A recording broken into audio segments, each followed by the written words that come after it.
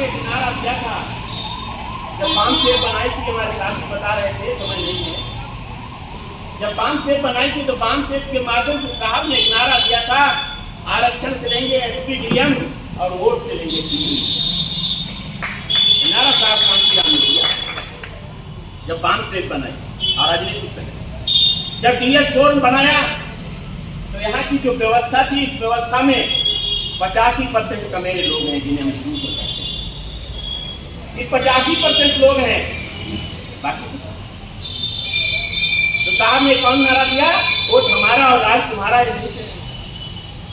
Vote हमारा और राज तुम्हारा ये नहीं चलेगा।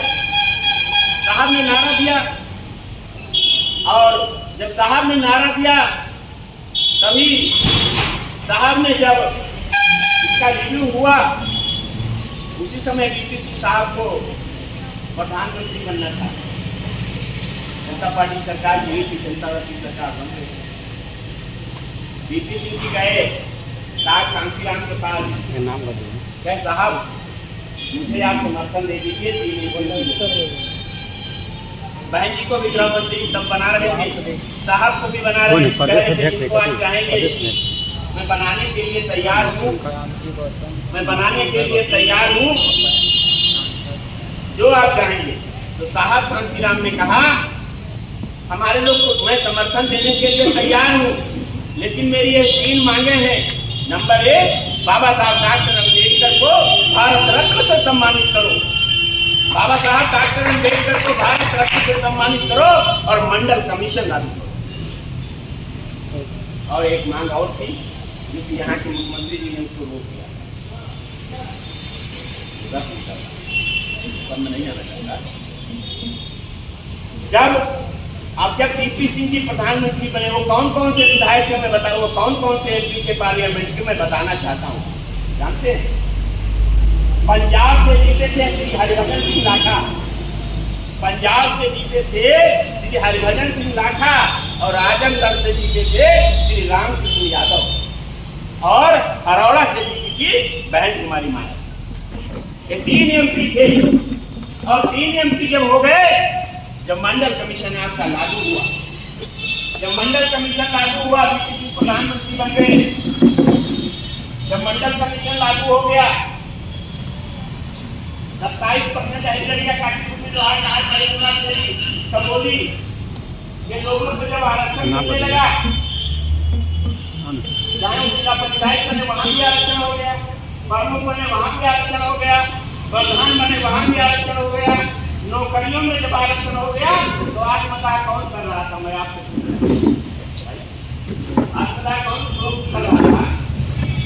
आज पता कौन कर रहा था? वही जो नंबर 1 में भाई आज बात नहीं बैठे लोग हैं। आज के आरक्षण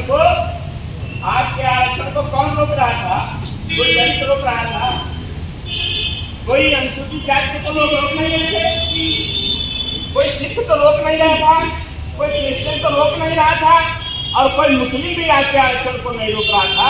और आज हिंदू मुस्लिम करके उसकी दाढ़ी निशान लगाने का काम करते रोक रहा था। भाई बताओ आज के आरक्षण को अगर कोई रोक रहा था, यही तड़िया काटीपुर में लोहार बड़े समाज, लेकिन कंबोली का बेटा प्रधान न बनने पाए, जिला पंचायत न बनने पाए, प्रमुख न बनने पाए, मुखिया न बनने पाए, तो कौन रोक रहा था? जो वही लोग आज बैठे। आपसे अपील करता हूँ, वोट की ताकत मिली है। ये वोट की ताकत बाबा साहब डॉक्टर अम्बेडकर ने 1948 में तिलक हाल में कहा था, रोटी और बेटी का रिश्ता आप समाज में करिए, लेकिन वोट डालने के नाम पर एक साथ वोट डालिए। क्योंकि राजनीतिक सत्ता वो मात्र चाबी है जिससे सारे दरवाजे, राजनीतिक सत्ता की मात्र चाबी को अपने हाथों में लीजिए। राजनीतिक सत्ता की मात्र चाबी बाबा साहब का इशारा है। देखिए इशारा कर रहे हैं कि ना? तो धन्य है इस देश दुनिया में बाबा साहब अम्बेडकर ने भारत के संविधान में सब कुछ लिख दिया, लेकिन धन्य है इस देश दुनिया में मानवर कांशीराम साहब का जन्म हुआ। और मानवर कांशीराम साहब के बारे में मेरा तो यही कहना है कि झुकना नहीं जानते उसे इंसान कहते हैं, बदल दे जो जमाने को उसे कांशीराम। मानो कांसीराम साहब ने, मुझे याद है कांग्रेस के लोग जाते थे, दलों के लोग जाते थे, किसी बड़े महतिया के घर में बैठ जाते थे, वही दूध पानी पिया है, चाय पिला दिए, सारा वो मिल जाता था। क्यों भाई? मिल जाता था ना।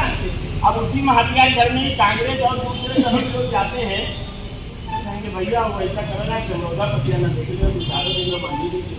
कहते कि नहीं कहते? हाँ नहीं माने कांसीराम साहब, जिन्होंने वोट की शक्ति को बताने का काम किया। और मैं जो कह रहा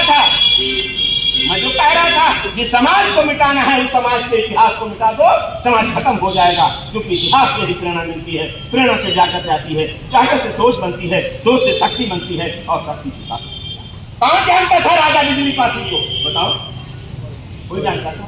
कौन जानता था छत्रपति साहू जी महाराज को, जिन्होंने सबसे पहले अपने स्टेट में आरक्षण को लागू करने का काम किया था, पूरी समाज के राजा के कोल्हापुर से? कौन जानता था? कौन जानता था? कौन जानता था लाखन पासी को? कौन जानता था सीता पासी को? कौन जानता था अवंतीबाई लोधी को? कौन जानता था झलकारी बाई को? नाम गिनाता था, काम हो गया। कौन जानता था सुहेल देव को? जानता था कोई?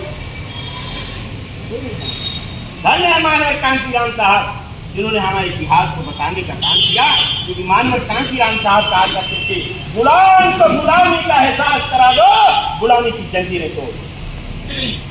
गुलाम को गुलामी का एहसास कराने का काम साहब कांसीराम ने किया। मेरे भाइयों, मैं भी आपके बीच में बोलना चाहता था, लेकिन मैं इतना कहना चाहता हूँ, समय कम है। बाबा साहब का पूरा जीवन संघर्ष से भरा है। बाबा साहब डॉक्टर अम्बेडकर तो 18 मार्च 1956 को हमारे बीच 18 मार्च 1956 को आगरा के रामलीला मैदान में बोल रहे थे, और बोलते बोलते उनकी आंखों में आंसू आ गए। वो रोने लगे। कहा, मैंने जिनके लिए अपने परिवार की तरफ नहीं देखा, अपने बच्चों की तरफ नहीं देखा, वो मेरी संतानें बोगस और नालायक।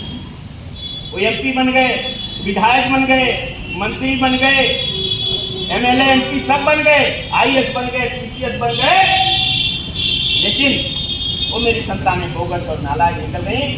मानव बाबा साहब डॉक्टर अम्बेडकर 65 वर्ष की अवस्था में हमारे पीछे चले गए। और बाबा साहब अम्बेडकर ने जब भारत का संविधान लागू किया था, 1 वोट 1 बाइलू, 1 वोट 1 बाइलू, जिनका पूरा जीवन संघर्ष से भरा है बाबा साहब का।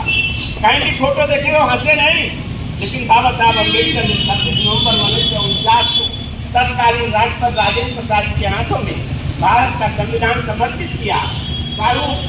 तो उस समय बाबा साहब अम्बेडकर अपने घर जाते हैं, सबक चाल जहाँ बाबा साहब रहते थे, उस दिन बाबा साहब डॉक्टर अम्बेडकर शाम को बड़ा पड़ते। तो लोगों ने कहा, बाबा साहब आज बहुत प्रसन्न दिख रहे हो, बाबा साहब आज बहुत प्रसन्न दिख रहे हो।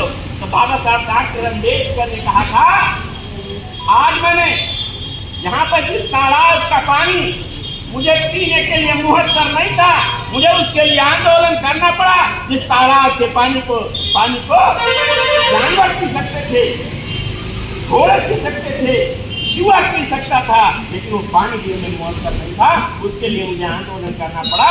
तो मैंने आज भारत का संविधान बना दिया है, और भारत के संविधान में पैरा 17 में मैंने चूहा को खत्म कर दिया। लेकिन भेदभाव उन्होंने मित्रों का भी उदाहरण दिया था। समय कम है, और मैंने आज